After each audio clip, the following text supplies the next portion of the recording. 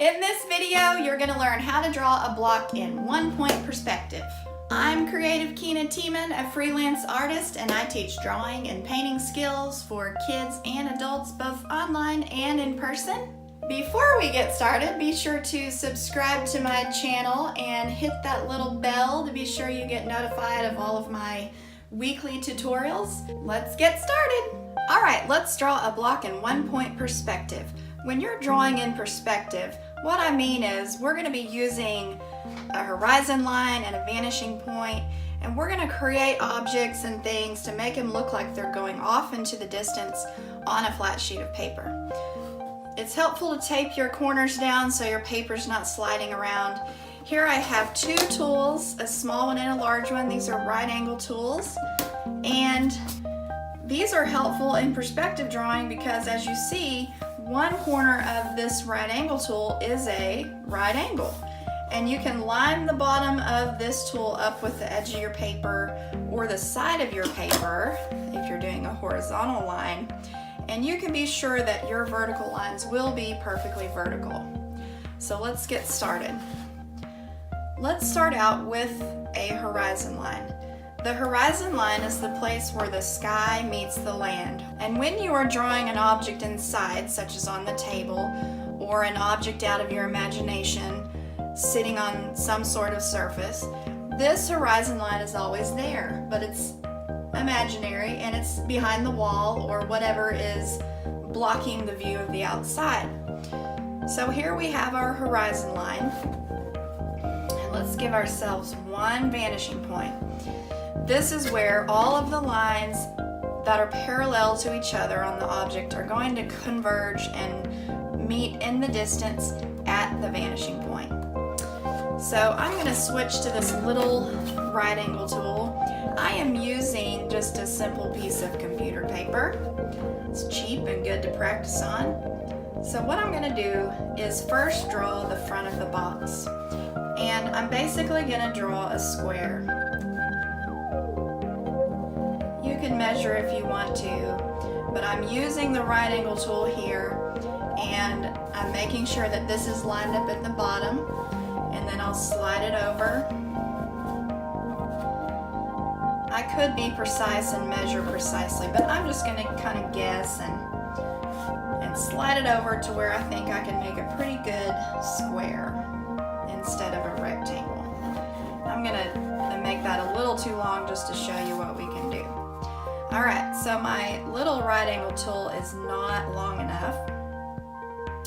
You can see here when I'm ready to do a horizontal line, I'm going to line this up here, and then I'll be sure to have a true horizontal line. It's helpful to have these triangles in different sizes. I'm here at my home studio today and I only have this small one and this great big one.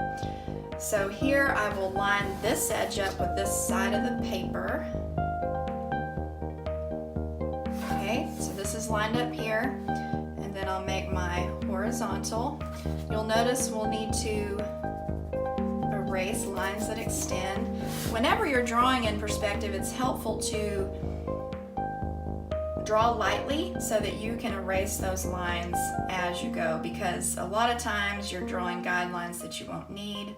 All right, I'm going to slide this down here. Okay, so this one needs to be a little bit longer. Get rid of this. Okay, so we're using one-point perspective, which means all of the sides of this box, all of the corners that would have horizontal lines if we were sitting here looking at this actual object, all of these lines would be parallel to each other in real life. But when we're drawing in perspective, all of these lines actually go to an imaginary vanishing point somewhere in the distance. So I'm going to take a straight edge. I'll just use the long side of this triangle, and I'm going to line up this vanishing point with the corner of the box.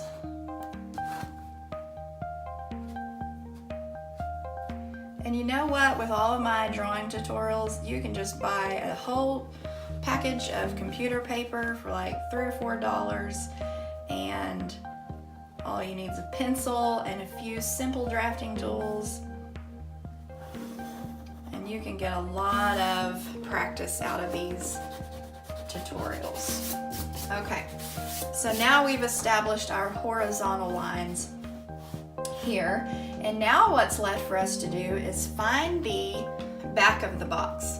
And so if I wanted to make a rectangular prism, I could come way back here, okay, and make the box a little bit longer with my vertical line and horizontal line. But I want it to make it appear like a block, a cube that has equal sides. So what I'm going to do is just kind of eyeball it, and I think it might be about right here. Now, the biggest mistake beginners make is they will actually try to freehand their line, or they might have their tool here, and instead of being lined up here and vertical here, they'll have it slightly turned, and you can see here that the line is not, the edge of the tool is not lined up with the edge of the paper. So that's the biggest mistake that beginners make when starting to draw. So I want to find where my point's going to be, where that line is going to be vertical, and then be sure to line up this edge as well as this right here. Place a hand to hold it steady and draw the line. Now we have the location of the horizontal line. And so we'll need to rotate the tool so that we can line the side of the paper up with the tool. Make sure it's lined up with this point right here. And then we have a pretty good block. Probably not perfectly cubed, but that's all right. Okay, so once this is done and we're sure that it's correct, then we can erase the guidelines. And once you get better at this, you'll get to where you only draw the part of the line that you need, and that just eliminates a lot of erasing. So what would you use this knowledge for? If we were drawing buildings outside, it would be the same technique, although a lot of times drawing buildings you're going to use 2-point perspective, which I'll talk about in the next tutorial.